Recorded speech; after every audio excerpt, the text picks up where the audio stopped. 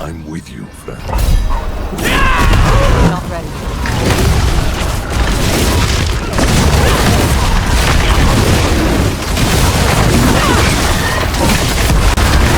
Need more time.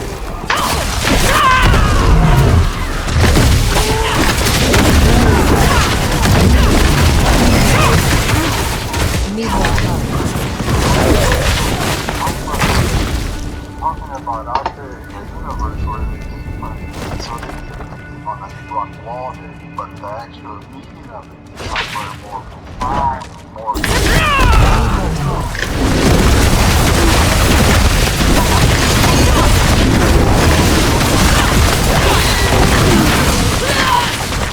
Not ready.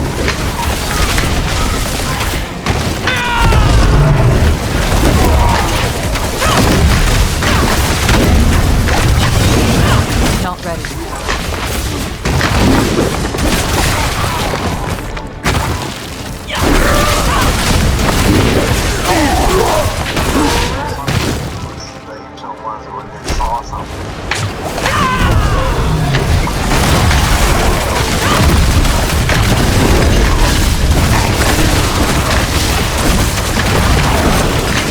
Not ready.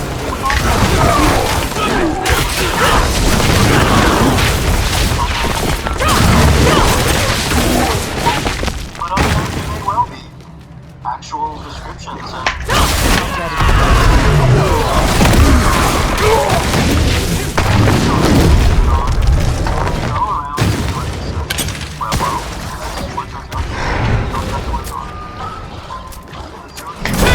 Not ready.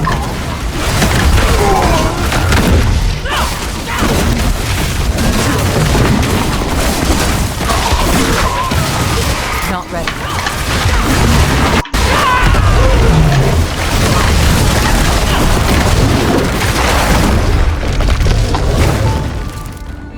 usually they call it UFOs. But in the Zuni way, we've always been taught that they're the keepers of the upper world, which means the space, other sky people.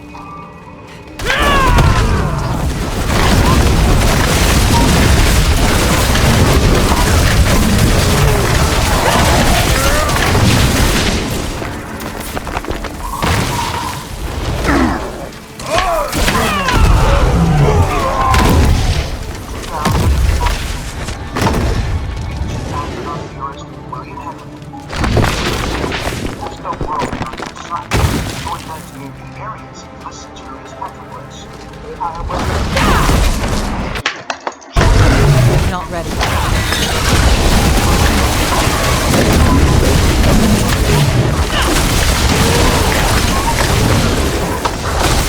Need more time.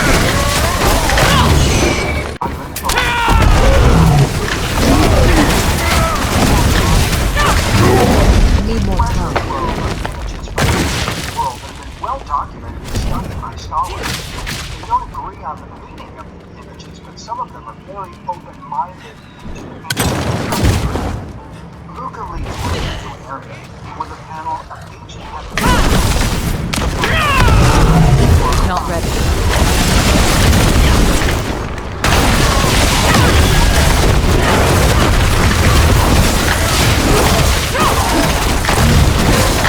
Need more time.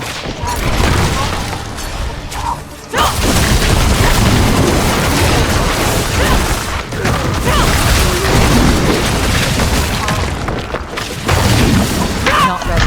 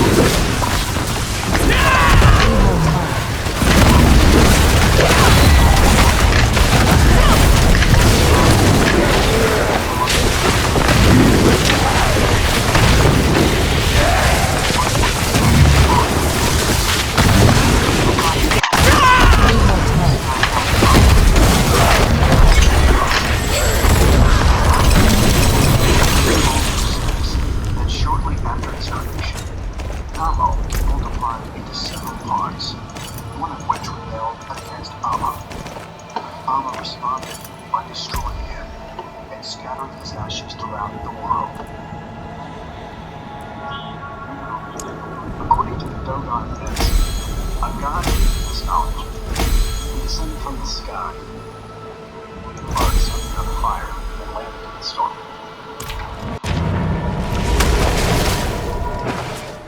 Still today, Dogon celebrates a festival in the honor of Namo, and that occurred in the remote past. How do we know this? For this festival, they have wooden masks that date back to a very long time ago when this festival began. You must know that Dogon masks tell the mystic stories of their ancestors. This is a sculpture of the creator. They call him Amma.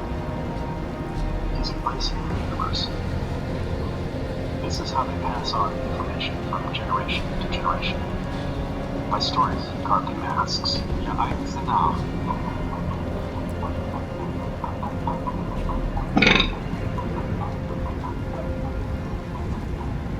But could Namo be a real person? Some see eerie similarities between Dogon's legend and the story of the mysterious pharaoh Akhenaten. Akhenaten believed he was directly descended from the sun god Anu. Namo was said to have been created by the sky deity Amma.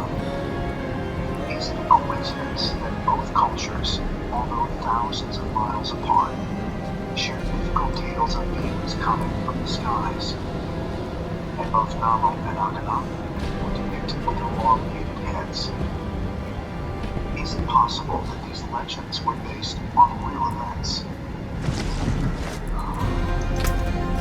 The Dogon dwell in the single plateau region of Agnosticism. Knowledge is centuries old, and the priests have been sharing it with transparent angels all. In the 1920s, the French anthropologist Guido and ethnologist Diablo visited the tribe and were invited to share their secrets. But one secret stood out. The Dogon claimed that they found Amma came from a specific star in the Sirius constellation. The same place where the ancient Egyptians believed their god Osiris was born. This star, which modern astronomers refer to as Sirius B, the Dogon called Otolo.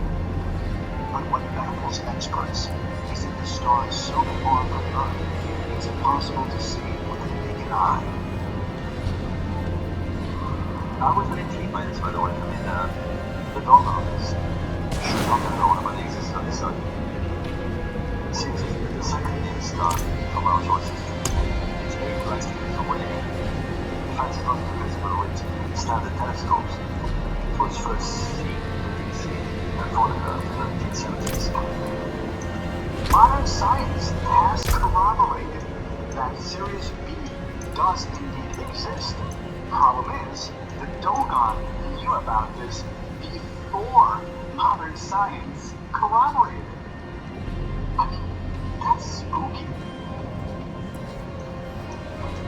Measurements taken with the Hubble telescope in 2003 have confirmed that Sirius B is what's known as a white dwarf, or a partially burnt-out star with extremely dense mass. Although it is smaller in size than Earth, it's estimated to weigh 8 times as much as our Sun. But how did the Dogon acquire this ancient knowledge of astronomy that seems to be centuries more advanced than that of modern science? The mystery is, how did this story get passed on down generations?